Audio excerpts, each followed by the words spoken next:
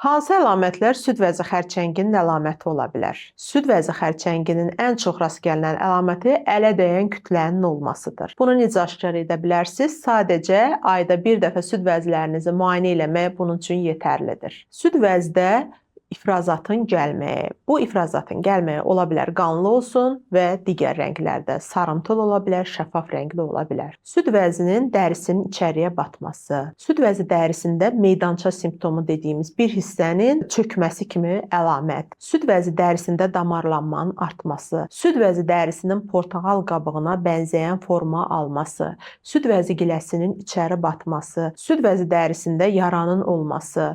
Gilədə yaranın, maserasiyanın və yaxud da qızarıqlığın olmağı, qoltuqaltı nahiyədə əllənən bir törəmənin olmağı, bunlar süd vəzi xərçənginin əlaməti ola bilər. Hər zaman xanımlara deyirəm ki, əziz xanımlar, ayda bir dəfə 5 dəqiqə vaxtınızı özünüzə ayırın və süd vəzlərini müayinə eləyin. Çünki pasiyentlər çox zaman özləri aşkar edib biz həkimlərə müraciət eləyirlər. Ona görə də vaxtaşırı süd vəzi müalicəsi çox önəmlidir. Diqqətinizə görə təşəkkür edirəm.